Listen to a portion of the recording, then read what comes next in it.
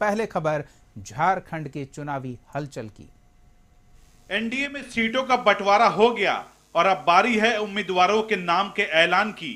तो इंडिया गठबंधन seat sharing पर मंथन कर रहा है। राहुल गांधी, तेजस्वी यादव सभी रांची में मौजूद रहे और इस दौरान मंथन हुआ सीट शेयरिंग पर। 81 सीटों पर होने वाले चुनाव में 2019 में जेएमएम 43 सीटों पर चुनाव लड़ी थी। वहीं कांग्रेस के हिस्से 31 सीटें आई थी, जबकि आरजेडी को सीट बंटवारे में 7 सीटें मिली थी।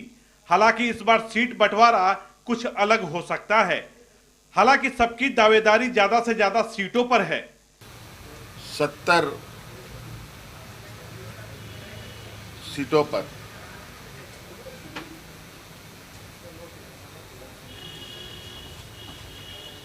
इंडिया गठबंधन के जेएमएम कांग्रेस के प्रत्याशी होंगे और जो बचे विधानसभा सीट हैं, जो संख्या है, उस पे हमारे सहयोगियों के साथ जो कुछ लोग अभी आ रहे हैं, कुछ लोग दूर हैं, कुछ लोग पास हैं, उनके साथ बैठकर बाकी जगहों की भी कौन किस में चुनाव लड़ेगा ये तय कर लिया जाएगा।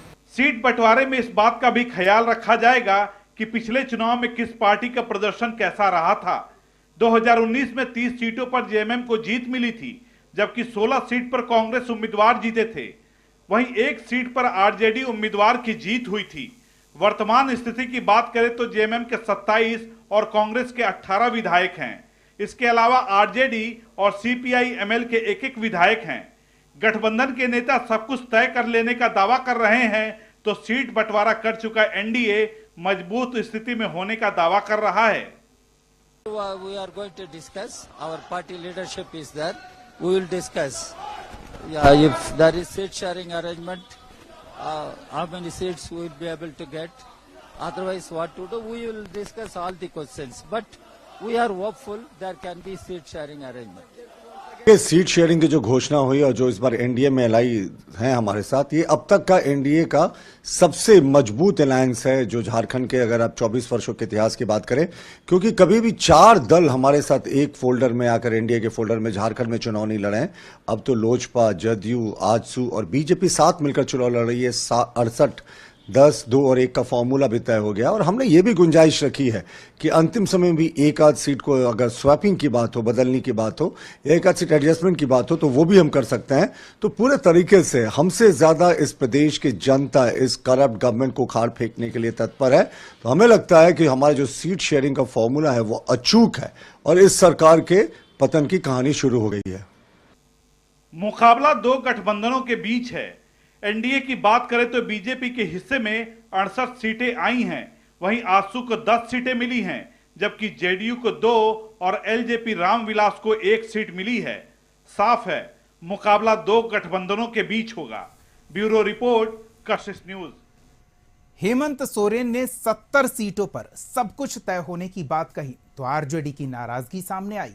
आरजेडी के राज्यसभा सांसद और प्रवक्ता मनोज झा ने कहा कि झारखंड में हमारी ताकत काफी ज्यादा है।